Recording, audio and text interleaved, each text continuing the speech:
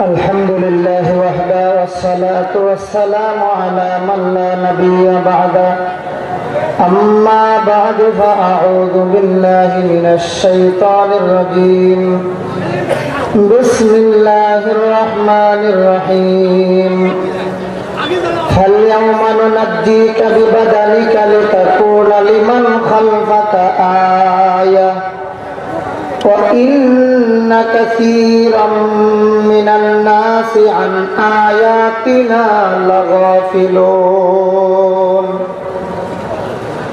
بارك الله لنا ولكم في القرآن العظيم ونفعنا وإياكم بالآيات والذكر الحكيم وقال النبي صلى الله عليه وسلم تركت فيكم أمرين لن تضلوا ما تمسكتم بهما كتاب الله وسنة رسوله أو كما قال عليه الصلاة والسلام اللهم صل على محمد النبي الأمي وعلى آله وسلم تسليما الحمد لله হাতিমগঞ্জ জামিয়া ইসলামিয়া মতিনিয়া কর্তৃক আয়োজিত আজকের এই ইসলামী মহাসম্মেলনের শ্রদ্ধাভাজন সভাপতি সাহেব, উপস্থিত সম্মুখমানে সমবেত মুসলমান ভাইয়েরা, বাবারা, পর্দার আড়ালে অবস্থানরত অত্যন্ত শ্রদ্ধেয় মা ও বোনেরা, আমরা সকলেই মহান আল্লাহ তাআলার শুকরিয়া জ্ঞাপন করছি এই মর্মে যে মহান রব্বুল আলামিন আমাদেরকে হাজারাত উলামায়ে কেরামদের সোহবত অর্জন করার মতো সুযোগ আর তৌফিক দান করেছেন। কালিমাতুশ শুকর আদায় করছি, সকলে বলি আলহামদুলিল্লাহ। আওলাদে রাসূল আমাদের সামনে বয়ান পেশ করেছেন, আরো বড় বড় উলামায়ে কেরামগণ আমাদের এখানে উপস্থিত আছেন আলহামদুলিল্লাহ। সারা বাংলাদেশে যিনি ঘুরে বেড়ান আল্লামা মুফতি মুজিবুর রহমান সাহেব দামাত বারাকাতুহুম, এই সময়টা উনার ছিল, আমার সময় ছিল বাদ মাগরিব অথবা লোকাল টাইমে বাদ এশা। আমি যখন আসছি আলহামদুলিল্লাহ আওলাদে রাসূলের বয়ান শুরু হয়েছে। এই জন্য মুফতি মুজিবুর রহমান সাহেব দামাত বারাকাতুহুম বড় হৃদ্যতার পরিচয় দিয়েছেন। আমি বলছি হুজুর আমাকে 15 মিনিট সময় দেন। হুজুর বলছে আপনার যতটুকু ইচ্ছা আপনি করেন। আলহামদুলিল্লাহ, তাই বলে আমি লম্বা কথা বলবো না। আমি চাইছিলাম 9টা থেকে 9টা 15 বা 20 পর্যন্ত, যেই সময় চাইছিলাম আলহামদুলিল্লাহ 1 মিনিট ওভার হয়ে গেছে, 9টা 16 বাজে। আমি বসার আগেই সময় চলে গেছে। এরপরও আশা করি হযরত আবার কানে কানে কথাটা বলছেন, আমি যাওয়ার আগে কিন্তু চাইলেন না। তো হযরতের খেদমতে যারা আছেন হযরতকে স্টেজে নিয়ে আসলেই আমার কথা শেষ হবে। আমরা যত বুজুর্গানে দিনের আলোচনা শুনতেছি এর মূল উদ্দেশ্য তো আমল করা। সবাই বলি এর মূল উদ্দেশ্য কি? আরো জোরে একসাথে সবাই বলি মূল উদ্দেশ্য কি? আমল করা। ইমাম আহমদ ইবনে হাম্বল রাহমাতুল্লাহি আলাইহি আল্লাহর ওলি, উনার ইন্তেকালের পূর্ব মুহূর্তে উনার কয়েকজন শাগরিদ উনার সামনে ছিলেন। উনাকে খুব বেশি পেরেশান অবস্থায় দেখে শাগরিদেরা প্রশ্ন করেছিলেন, হুজুর আপনি এত পেরেশান কেন? আল্লাহ রানী জবাব দিলেন, বাবারা আমি একটা জিনিস খোঁজ করতেছি, পাইতেছি না, যদি তোমরা এনে দিতে পারো আমার পেরেশানি দূর হয়ে যাবে। বলে হুজুর কি জিনিস খোঁজ করেন বলেন। তিনি বলেন, অনেক সময় মুরব্বীদের শরীরে বিষ ব্যথা হইলে সিঙ্গা লাগায় মানুষের, সিঙ্গা বুঝেন আমার কথা? কি লাগায়? সবাই বলে কি দিয়া তিনি বলেন, বাবারা একজন সিঙ্গা লাগানেওয়ালা যদি এনে দিতে পারো আমার মনে খুব শান্তি পাবো। সাগরেদেরা বলে, হুজুর আপনি একজন আল্লাহ ওয়ালা ব্যক্তি, খোদা ভীরু লোক, এই সময়ে আপনি একটা বড় আমলের কথা বলা দরকার ছিল। আমলের কথা না বলে আপনি সিঙ্গা লাগানেওয়ালার কথা বললেন। আপনাকে তো আমরা বড় আল্লাহ ওয়ালা পরহেজগার ব্যক্তি মনে করি। আপনার ভিতরে তো তাকওয়া আছে, আল্লাহ ভয় আছে। আর আল্লাহর ভয়টা ওনার ভিতরে কেমন ছিল, তাকওয়া কেমন ছিল? একদিন উনি লম্বা চড়া সফর থেকে আসতেন। আয়েশা ওনার বিবিকে বলেন, পেটে বড় খিদা পেয়েছে, তাড়াতাড়ি খাবারের ব্যবস্থা করো। রুটি বানাই আইনা সামনে দিলে আহমদ ইবনে হাম্বল রাহমাতুল্লাহি আলাইহি চিন্তা করেন, এত তাড়াতাড়ি তো রুটি দেওয়ার কথা না, কিভাবে রুটি বানাইলো? জিজ্ঞেস করলেন, বিবি এত তাড়াতাড়ি কেমনে বানাইলা? বিবি জবাব দিল, স্বামী আমার রুটিগুলি বানাইয়া চুলার উপর তাওয়া বসাতে হয়। আপনারা কি বলেন, তাওয়া বলেন তো? তাওয়াই রুটি গরম করা লাগে। আমি তাওয়া নিয়ে চুলার পরে গেলাম, গিয়ে দেখি আমার প্রতিবেশী এক মহিলা চুলার উপরে তাওয়া বসাইয়া রুটি বানাইতেছে। আমি উনাকে বললাম, আপনার চুলায় আমার স্বামীর জন্য যদি 3টা রুটি বানাইতে একটু সুযোগ দেন। আমার স্বামী বড় আল্লাহওয়ালা ব্যক্তি, ইমাম আহমদ ইবনে হাম্বল রাহমাতুল্লাহি আলাইহি, উনার পেটে বড় খিদা পেয়েছে, রুটি বানাইয়া দিলে উনি খাবে, উনি শান্তি পাবেন। আমার প্রতিবেশী মহিলা খুশি হইয়া আমাকে সুযোগ দিচ্ছেন। আমি আর তাওয়া বসানো লাগছে না, ওই প্রস্তুতকৃত তাওয়ায় রুটি বানাইয়া তাড়াতাড়ি নিয়ে আসলাম। ইমাম আহমদ ইবনে হাম্বল রাহমাতুল্লাহ আলাইহি বলেন, বিবি যার ঘরে আগুন দিয়া রুটি রান্না করে আনছো, এই লোক সম্পর্কে তোমার অভিজ্ঞতা আছে? বলে, না, এই লোক তো সুদের সাথে সম্পর্কিত। যে লোক সুদ খায় তার ঘরে আগুন দিয়া রুটি বানায় আনছো। আল্লাহর কসম, এই সুদখোরের ঘরে আগুন দিয়া রুটি বানাইছো। এই রুটি আমি খেতে পারি না, প্রয়োজনে পেটে পাথর রাখবো, এরপরে এই রুটি আমি খাবো না। আল্লাহু আকবার, জুড়ে বলেন আল্লাহ। কেমন তাকওয়া ওয়ালা ব্যক্তি তারা ছিলেন। ইমাম আহমদ ইবনে হাম্বল রাহমাতুল্লাহি আলাইহি বলে, বাবারা একজন সিঙ্গা লাগানে ওয়ালা তালাশ করে নিয়ে আস। সাগরেদেরা কই, হুজুর বুঝলাম না, আপনি ভালো একটা আমলের কথা বলবেন, এখন এটা না বলে সিঙ্গা লাগানের কথা বলেন। হুজুরের কারণটা কি জানতে চান? এমনি আল্লাহর ওলি ইমাম আহমদ ইবনে হাম্বল রাহমাতুল্লাহি আলাইহি বলেন, বাবারা এখন তোমাদের কাছে আমি যেই কথাটা বলবো এর আগে আর কারো কাছে আমি বলি নাই। আল্লাহর শুকরিয়া আদায় করার জন্য তোমাদেরকে বলি, রে বাবা, আমার আল্লাহ দয়া করে, মায়া করে, আমার সিনার মধ্যে আমার নবী একটা হাদিস না, 2টা হাদিস না, 3টা হাদিস না, 100 হাদিস না, 200 হাদিস নয়, 1 লক্ষ নয়, 2 লক্ষ নয়, আমার আল্লাহ আমার সিনার মধ্যে আমার নবীর 10 লক্ষ হাদিসের উপরে সংরক্ষণ করেছেন। কয় লাখের উপরে? সবাই বলেন 10 লাখের উপরে হাদিস আল্লাহ তাআলা আমাকে মুখস্থ করার তৌফিক দান করেছেন। এ বাবারা শোনো, আমার জানা মতে যত হাদিস শিখেছি সাথে সাথে প্র্যাকটিক্যালে আমল করেছি। তবে আমার জানা মতে একটা হাদিস আমার এখনো বাকি আছে প্র্যাকটিক্যাল করা। সেই হাদিসটা হলো, আমার নবীজি সিঙ্গা লাগাইছে, আমার মতো আহমদ এখনো সিঙ্গা লাগাইছি না। সিঙ্গা না লাগাইয়া যদি কবরে চলে যায় আর আমার নবীর সামনে গিয়ে যদি হাসরের মাঠে দাঁড়ায়, আমার মনে একটু দুর্বলতা থেকে যাবে। সব হাদিস প্র্যাকটিক্যাল করলাম, একটা হাদিস প্র্যাকটিক্যাল করতে পারলাম না, মনে দুর্বলতা নিয়ে কেন কবরে যাইতাম? তাড়াতাড়ি এই হাদিসটা মানার ব্যবস্থা করে দাও, সিঙ্গা লাগানেওয়ালা নিয়ে আসো। সিঙ্গা লাগানেওয়ালা আনা হলো, সিঙ্গা লাগানো হলো, এর কিছুক্ষণ পরে আল্লাহর ওলি দুনিয়া থেকে বিদায় হয়ে গেছে। নিজেকে নিজে প্রশ্ন করা দরকার, আমার মধ্যে আপনার মধ্যে নবীর সুন্নত তরিকা কতটুকু আছে? দেশ তো আমার চলছে এভাবে, নামে কামে কোনো মিল, বলেন নামে কামে কোনো মিল নাই।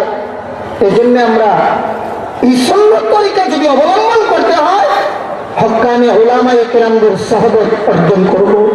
আল্লাহ নবীজি বলেন, আমি তোমাদের কাছে দুইটি জিনিস রেখে যাই। কয়টি? মাশাআল্লাহ, সবাই বলেন না কয়টি? দুটি জিনিস রেখে যাই। তারাক্তু ফীকুম আমরাই লান তাদিল্লু মা তামাসসাকতুম বিহিমা কিতাবাল্লাহ ওয়া সুন্নাত রাসূলি। একটা হলো আল্লাহর কিতাব কোরআন শরীফ, আর দ্বিতীয়ত হলো সুন্নাত, কোরআন এবং সুন্নাহ। বলেন কোরআন এবং সুন্নাহ। এই দুই জিনিস আঁকড়িয়ে ধরতে পারলে কখনো পথভ্রষ্ট হইবা না। এবার বুঝে দেখতে বলেন, হাদিস দ্বারা কি বুঝলাম? নবী কই জিনিস রেখে গেলেন? সবাই বলে দুই জিনিস। আপনি হাতিমগঞ্জ বাজার থেকে লোকাল বাসে চড়ছেন, সিলেট শহরে যাবেন। লোকাল বাস সকাল 8টার সময় ইঞ্জিন স্টার্ট করে ড্রাইভার সাহেব 2 হাত সামনে যায়, আবার 1 হাত পেছনে আসে, গাড়ি ছাড়ে। আপনি জিজ্ঞেস করলেন, ড্রাইভার সাহেব গাড়ি ছাড়বেন না? হ্যাঁ ছাড়বো, সময় আরো বাকি আছে, আরো আধা ঘন্টা। আচ্ছা, আধা ঘন্টা বাকি আছে বলে? হ্যাঁ। তাইলে ড্রাইভার সাহেব, আমি সকালে নাস্তা করি নাই, খানা খাই নাই, আপনি সময় দিলে এই যে পাশের দোকান আছে, আমি একটু নাস্তা করে আসি। ড্রাইভার সাহেব ঠিক আছে যান। বাস থেকে নামার সময় চিন্তা করলেন, সিট যদি অন্য কেউ আবার দখল করে ফেলো। আপনার কাঁধে একটা ব্যাগ আছে, হাতে একটা ব্যাগ আছে, কয়টা ব্যাগ? দুটো ব্যাগ খুললে সিটের উপর রাখলেন। রেখা যাওয়ার সময় চিন্তা করলেন, ব্যাগ তো রাখছি, ব্যাগ সহ যদি চলে নিয়ে যাবো, এই জন্য পাশের সিটে যিনি বসা ওনারে বলে গেছে, বুঝেন নাই, আমার সিটটা একটু দেখবেন বা খেয়াল রাখবেন, এই কথা বইলা গেছে। আমি বিশ্ব দুনিয়া থেকে চলে যাই, এই নবুয়তের আসনে কোন কুলাঙ্গার যেন বসতে না পারে। আমি নবী 2টা ব্যাগ রাইখা গেলাম। 1 নম্বর ব্যাগের নাম কিতাবুল্লাহ, আল্লাহু আকবার। 2 নম্বর ব্যাগের নাম সুন্নাত রাসূলিহি, আল্লাহর কোরআন এবং নবীর সুন্নাত, 2 জিনিস রেখে যায়। আর পাশের সিটওয়ালা হলো হক্কানি উলামায়ে কেরামগণ। আল উলামা ওয়ারাসাতুল আম্বিয়া, উলামায়ে কেরামগণ নবীগণের ওয়ারিস। কোনটি কিনা? উলামায়ে কেরামদেরকে আল্লাহ নবী দায়িত্ব দিয়ে গেছেন, ওয়ারিস বানায়া গেছেন, উত্তরাধিকারী বানায়া গেছেন। তোমরা খেয়াল রাখবা। এজন্যই তো দেখে যায় অন্যান্য লোকেরা বিভিন্ন সময়ে, বিভিন্ন মাসে, বিভিন্ন তারিখে মিষ্টি খায়, আর বাতিলবাদের বাইমানদের বিরুদ্ধে যখন রক্ত দিতে হয়, উলামায়ে কওমিয়া গরি কাদিয়ানী এবং সাদিয়ানীর বিরুদ্ধে লড়াই করে। কোন ঠিক কিনা? আল্লাহ নবী বলে গেছেন, 2 ব্যাগ রেখে গেলাম, এই কিয়ামত পর্যন্ত নবুয়তের আসন কেউ দখল করতে পারবে না। আনা খাতামুন নাবিয়্যিন লা নাবিয়্যা বাদি, আমি নবী সর্বশেষ নবী, আমার পরে আর কোন নবী নাই। নাই বলেন, আমার পরে আর কোন নবী নাই। খতিব আজম আল্লামা নুরুল ইসলাম অলিপুরি দামাত বরকাতুহু তরজমা করেন এভাবে, আমার পরে আর কোন নবী আসবে না। এটাকে তিনি ভুল ধরেন। তিনি বলেন, আমার পরে আর কোন নবী নাই, তাহলে নাই তো নাই। বুঝেন নাই কথা? আসবে না বলে সন্দেহ থাকে, মনে আছে কোনো কারণে আইতো না। অলিপুরি সব দামাত বরকাতুহু কই তরজমাটা এভাবে না, তরজমাটা হবে আমার পরে আর কোন নবী নাই, তাহলে আইতো তিনি বলেন নাই হয়। আল্লাহু আকবার বলবেন না? আমি আপনাদের সামনে যে আয়াতখানা তিলাওয়াত করেছি, এই আয়াতে আল্লাহ তাআলা আল্লাহর একটা নিদর্শনের আলোচনা করেছে। আর আল্লাহর নিদর্শনের মধ্যে সবচেয়ে বড় নিদর্শন একটা হলো আল্লাহর কালাম, কোরআন শরীফ। আল্লাহর কালাম কোরআন শরীফ। শাহ আব্দুল আজিজ মুহাদ্দিস দেহলভী রাহমাতুল্লাহি আলাইহি ক্লাসে বসা এক তালিবী ইলম গিয়া বলে, হুজুর এক বেঈমান খ্রিস্টান দাবি করেছে, চ্যালেঞ্জ করে বসেছে, বাইবেল সত্য, কোরআন শরীফ মিথ্যা। এত আসতে বললেন না হুজুবিল্লাহ? সে চ্যালেঞ্জ করছে বাইবেল সত্য আর কোরআন শরীফ। শাহ আব্দুল আজিজ মুহাদ্দিস দেহলভী রাহমাতুল্লাহি আলাইহি কিতাব বন্ধ করে ক্লাস থেকে উঠে চলে আসলেন। কোথায় সেই কুলাঙ্গার, তার সাথে সাক্ষাৎ করব। আমি তার চ্যালেঞ্জ গ্রহণ করলাম। সুবহানাল্লাহ। আল্লাহর ওলি তার সামনে গিয়ে বলে, তুমি নাকি এই কথা বলেছো? বলেছি। তো মোকাবেলা কি আমি করতে প্রস্তুত, কিভাবে করব বলো? সে বলে, আমি একখান বাইবেল নিয়ে আসছি আর আপনি একখান কোরআন শরীফ আনেন। কোরআন শরীফ এবং বাইবেল এই আগুনে ছেড়ে দেওয়া হবে। ছেড়ে দেওয়ার পর বাইবেল যদি জ্বলে যায় তাহলে বুঝবো বাইবেল মিথ্যা, কোরআন শরীফ যদি জ্বলে যায় তাহলে বুঝে নিব কোরআন শরীফ মিথ্যা। আল্লাহর ওলি বুঝে ফেলেছে সে এখানে কোন গোপনীয় খেলা খেলছে। কোরআন শরীফ আর বাইবেল আগুনে জ্বলতে হবে এই কথা বলে কেন? আল্লাহর ওলি সুন্দর করে তার হাতে ধরে বেটা শোনো, কোরআন শরীফও কাগজে লেখা, বাইবেলও তো কাগজ নিয়ে খেলামেলা করা দরকার নাই। চলো, তোমার ভিতরে কোরআন আছে, আমার ভিতরে বাইবেল আছে, দুজনে আগুনে ঝাঁপ দেই, লাফ দেই। তুমি যদি জ্বলে যাও তাহলে বাইবেল মিথ্যা, আমি যদি জ্বলে যাই তাহলে কোরআন হবে মিথ্যা। আসো দুজন ঝাঁপ দেও, ঝাঁপ দিয়ে করে টান দেও, উনি যাই সামনে আর এই খ্রিস্টান যাই পেছন দিকে, তাই বেটা এখন পেছনে যাস করো। এই দুজনে আগুনে ঝাঁপ দেও, কে সত্য আর কে মিথ্যা, কোরআন মিথ্যা না বাইবেল মিথ্যা, এখনই প্রমাণিত হয়ে যাবে। এমনি আস্তে করে কানের কাছে গিয়া কই, হুজুর আমার বাইবেলের মধ্যে মেডিসিন লাগাই আনছিলাম যেন আগুন না ধরে, আর আমার বডি তো হুজুর মেডিসিন লাগাইছি না, এই জন্য আমার সাহসে কোলাই না। আল্লাহু আকবার। আল্লাহর ওলি ডাক দিয়া কই, সমস্যা নাই, डरते नहीं मुसलमान दुनिया में किसी से, जब मिलता है दौलत ईमान नबी से, गला कटा कर बदला गए करबला वाले, बातिल के सामने झुक नहीं सकती रे खुदा वाले। আল্লাহ ওয়ালারা বাতিলের সামনে কখনো মাথা নত করতে পারে, আরো জোরে কোন পারে? এই জন্য দুইজন একসাথে ঝাঁপ দেয়, ওই না ওদের ঝাঁপ দেওয়া দরকার নাই। আমি বুঝে ফেলেছি এই মুসলমান এই কথা বলতে পারে, মুসলমানের কোরআন সত্য বাইবেল মিথ্যা। এখনই আমাকে কালিমা পড়ায়া দেন, লা ইলাহা ইল্লাল্লাহ মুহাম্মাদুর রাসূলুল্লাহ। সাথে সাথে কালিমা পড়ে ইসলাম ধর্ম গ্রহণ করে ফেলেছে। আল্লাহর যত নিদর্শন, এর মধ্যে বড় নিদর্শন হলো কোরআন। মাদ্রাসার একজন হাফিজ কোরআন সামনে আনেন, সামনে পড়ে তাকে যদি চিৎ করাইয়া শোয়ানো হয়, 30 পারা কোরআন যে মুখস্থ করছে বের করতে পারবেন? কাটলে পরে 30 পারা কোনো একটা পারা সিনাই দেখাতে পারবেন? পারবেন। আল্লাহর বিশাল এক পুত্র বুঝার জন্য ধরে নিন, ভেতরে সিম আছে, মেমোরি আছে, 30 পারা কোরআন শরীফ সংরক্ষিত আছে মেমোরির ভিতরে। মেমোরিটা বাংলে একটা আয়াত বের করতে পারবেন? বিজ্ঞানের যুগে যদি আপনি মেমোরির ভিতরে 30 পারা কোরআন সংরক্ষণ করতে পারেন, বাংলা একটাও খুঁজে পাওয়া যায় না, আয়াতও পাবেন না। আল্লাহর পদ্ধতি ভাবে আমার আল্লাহ একজন হাফিজ কোরআনের ভিতরে 30 পারা কোরআন এভাবেই সংরক্ষণ করতে পারেন। আল্লাহু আকবার বলুন। এটা আমার আল্লাহ এক আজীব কুদরত। আল্লাহর কুদরতের এক নিদর্শনের আলোচনা সূরা ইউনূসের 92 নম্বর আয়াতে আল্লাহ করেছে, ফালইয়াউমা নুনাজ্জিকা বিবাদানিকা লিতাকুনা লিমান খালফাকা আয়া। আল্লাহ ডাক দিয়া কয়, হ্যাঁ ফেরাউন, আমি আল্লাহ আজকের এই দিনে তোমার দেহটাকে, তোমার বডিটাকে অক্ষত অবস্থায় রেখে দেব, আমি তোমাকে বাঁচিয়ে দেব। যদিও তোমাকে আমি আল্লাহ লোহিত সাগরে সুবাইয়া আর ডুবাইয়া মারলাম, মনে রাখবা তোমার এই দেহকে আমি আল্লাহ সংরক্ষিত অবস্থায় রেখে দেব। কেন?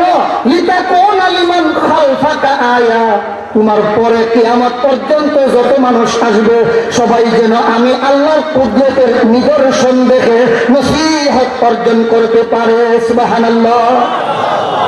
ফেরাউন এত বড় দাবিদার ছিল, আর এত বড় লাশ ছিল, এত বড় বাদশা ছিল, এরপরে তার যদি এই পরিণতি হয় আমাদের কি পরিণতি হবে? সে তো দাবি করেছিল আনা রব্বুকুমুল, আমি সবচেয়ে বড় খুদা। নাউজুবিল্লাহ বলবেন না? কি দাবি করেছিল? সবচেয়ে বড় খুদা। আপনারা কি বলেন, এটা আসলে খুদা আছে না হুদা? হুদা বুঝেননি?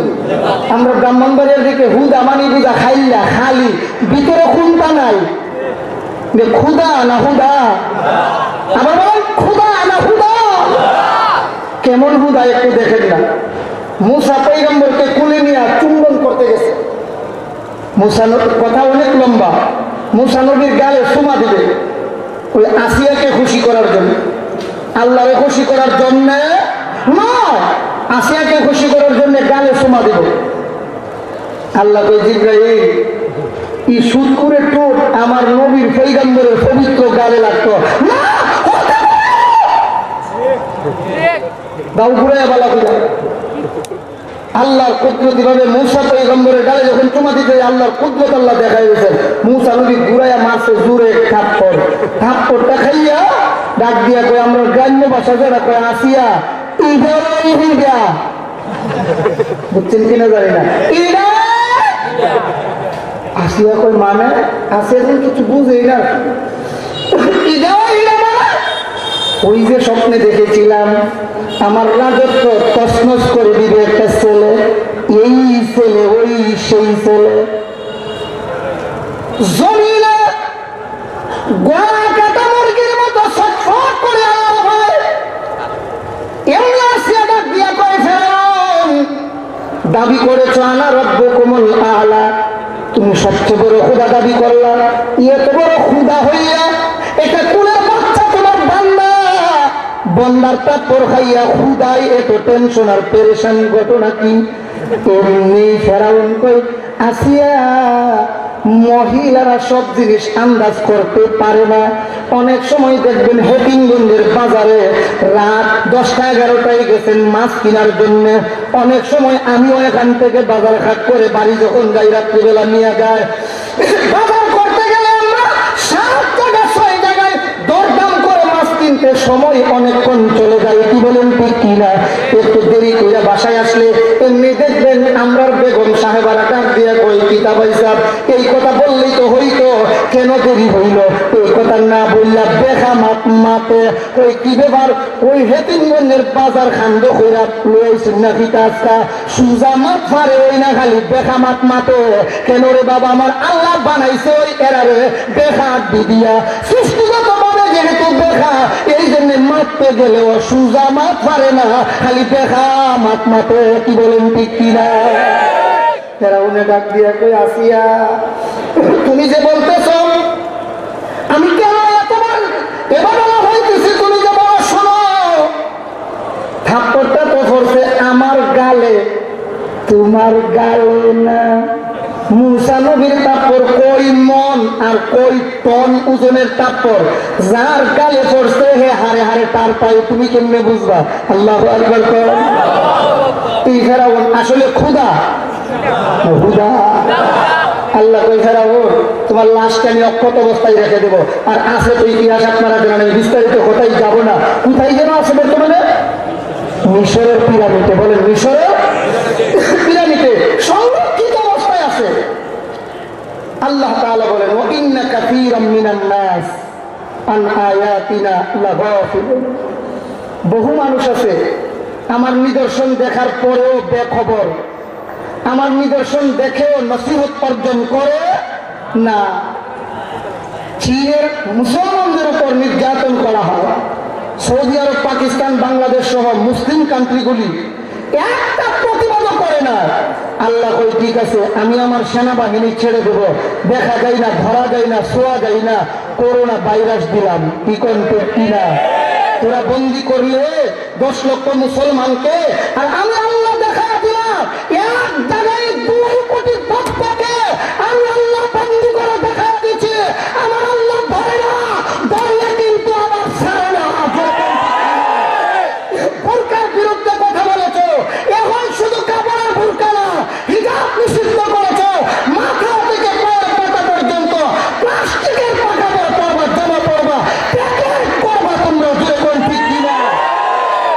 আর বর্তমান অবস্থা তো জানেনি, কেউ ঘর থেকে বের হয় না। বের হইলে যদি রোগী ধরা যায় সাথে সাথে শেষ করে ফেলবে সরকারি আইন, এই জন্য কেউ ঘর থেকে বের হয় না। আল্লাহ ওই মুসলমানদের বন্দি করছ, তোরারে আমি আল্লাহ বাধ্যতামূলক ঘরে বন্দি করে দিলাম, নিজে নিজেই ঘরের ভিতরে থাকবে, ঘর থেকে আর বের হতেই পারবে না। কোরআন শরীফে পরিবর্তন চেয়েছিলে, আল্লাহ তাআলা গোটা জাতিটাকেই পরিবর্তন করে দিয়েছে। কি বলেন ঠিক কিনা? বুঝে দেখতে বলুন, সর্বময় ক্ষমতার উৎস জনগণ না আল্লাহ? আরো জুড়ে কে? আল্লাহ। এই জন্য আল্লাহর একটা নিদর্শনের আলোচনা এই আয়াতে ফেরাউনের লাশ সম্পর্কে। এই আয়াত সহ যত আয়াতে ইহুদি এবং খ্রিস্টানদের শাস্তির আলোচনা আছে। ডাক্তার মরিস বুকাইলি তিনি বলেন, স্কুল কলেজের স্টুডেন্ট বা টিচার যারা আছেন, আমার ছেলে তো আপনারা ভালো জানেন ডাক্তার মরিস বুকাইলি সম্পর্কে আপনাদের অভিজ্ঞতা থাকার কথা।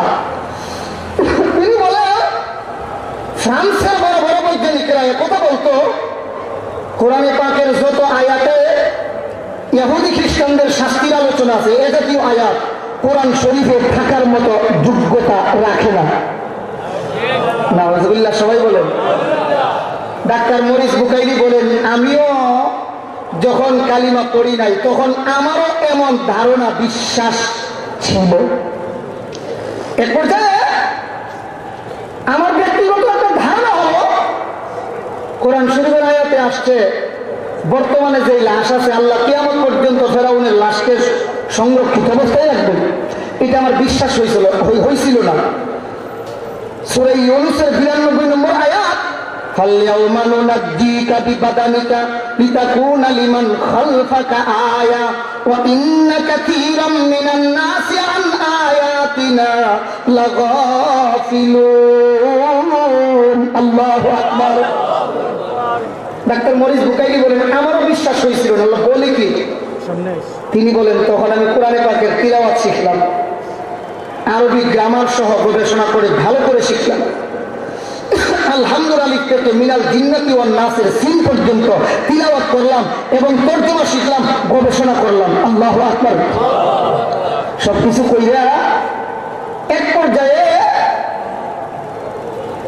আমরা সম্মিলিতভাবে ফ্রান্সের সম্রাট, ফ্রান্সের বাদশার কাছে, এই কথা বলে আমার কথা শেষ, আমি আগেই বলছিলাম, ফ্রান্সের বাদশার কাছে বলা হলো, ফ্রান্সের বাদশার পক্ষ থেকে বলা হলো মিশর থেকে যেন তার লাশ পাঠানো হয় ফ্রান্সে। ওই ফ্রান্সে পাঠানো হলো, গবেষণা করে রেজাল্ট পাইলাম এই লাশই ফেরাউনের লাশ। বলে কেমনে পাইলাম? ওই তার দেহের মধ্যে লবণের অংশ পাওয়া গেছে। বলেন কিসের অংশ? সবাই বলেন কিসের অংশ? লবণের অংশ পাওয়া গেলে ফেরাউনের লাশ হবে। এটা বুঝলেন কিভাবে? এটা হলো আল্লাহর কোরআনে আল্লাহ তাআলা বলেছেন, হাদা আযবুন ফুরাতুন ওয়া হাদা মিলহুন উজাজ। সমুদ্রের পানি দুই প্রকার, এক পানি মিষ্টি আর এক পানি লবণাক্ত, লোনা পানি। প্রশ্ন করবেন, হুজুর এই মিষ্টি পানি আর লবণাক্ত পানি দুইটা দিলেন কেন? জবাব আছে তাফসীরের কিতাবে। আরেক আয়াতে একসাথে বলা হলো, মারাজাল বাহরাইনি ইয়ালতাকিয়ান বাইনাহুমা বারযাখুন লা ইয়াবগিয়ান ফাবিআইয়ি আলা'i রাব্বিকুমা তুকাযযিবান। আল্লাহু আকবার। দুই ধরনের পানি একসাথে চলে, এক পানি আর এক পানির ভিতরে প্রবেশ করে না। আল্লাহর কুদরতি হুকুমের প্রাচীর আছে, লবণাক্ত পানি মিষ্টি পানির ভিতরে যাই না। আল্লাহ বলে দিচ্ছেন সাবধান, যাবি না, আমার বান্দা পান করতে পারবে না। তাইলে প্রশ্ন করবেন লবণাক্ত পানি আল্লাহ দিলেন কেন? সারা পৃথিবীতে যত ময়লা আবর্জনা আমরা যে গরু জবাই করি, এর যত বজ্র, এগুলি যে আমাদের এলাকায় থাকে, আল্লাহ বৃষ্টি দিয়া সমুদ্রে নিয়ে যান। আর লবণের পানির মধ্যে কাটার যোগ্যতা আছে, ময়লা আবর্জনা গেলে কেটে পরিষ্কার করে দেন, নতুবা 1-2 বছরের ভিতরে আমাদের দেশ ব্যবহারের অনুপযোগী হইয়া যাইত। আল্লাহ উপযোগী বানাইবার জন্য লবণাক্ত পানি দিচ্ছেন। সুবহানাল্লাহ। বুজুর্গানে দিন বলেন, দুনিয়ার লবণাক্ত পানি দিয়ে যদি দুনিয়ার ময়লা কাটতে পারে, আমাদের চোখের মধ্যে লবণাক্ত পানি আছে, আল্লাহর বয়ে যদি চোখের পানি ছাড়তে পারি, এই যে আওলাদের ফলের সাথে আমরা চোখের পানি ছাড়লাম, আল্লাহর ওলিরা বলেন এই চোখের পানি ছাড়লে আমরা যত গুনাহ করেছি, গুনাহের ময়লা কাইটা আল্লাহ পরিষ্কার বানায় দিবেন। ডাক্তার মরিস বুকাইলি বলেন, গবেষণা করে যখন দেখলাম ওই দেহের মধ্যে লবণের অংশ আছে, তখন বুঝে নিলাম এটাই ফেরাউনের লাশ। এই আয়াতের উপর গবেষণা করে আমি কালিমা পড়ে মুসলমান হয়ে গেলাম। সুবহানাল্লাহ। হযরতের শুকরিয়া আমি কি আদায় করব? আমি যার ছাত্র হওয়ার যোগ্যতা রাখি না, যদিও আপনাদের সিলেটে প্রায় 20 বছর ধরে ওয়াজ করি, এরপরে উনি তো আমাদের মুরব্বী। বড়দের কথাও বড় হয়, বড়দের ব্যবহারও বড় হয়। আমি খালি এতটুকুন বলছি, হযরত একটু সময় আমাকে দিলে ভালো হয়। পারে কি বলেন আপনি? যান, যতক্ষণ পারেন ততক্ষণ করেন। আল্লাহ হযরতকে যাজাই খাইর দান করুন, সকলে বলে আমিন। হযরতের হায়াতে আল্লাহ বরকত দান করুন, সকলে বলে আমিন। মাদ্রাসার পেছনে আমাদেরকে আল্লাহ জানে মালে মেহনত করার তৌফিক দান করুন, সকলে বলে আমিন। ওয়া আখিরু দাওয়ানা আলহামদুলিল্লাহি রাব্বিল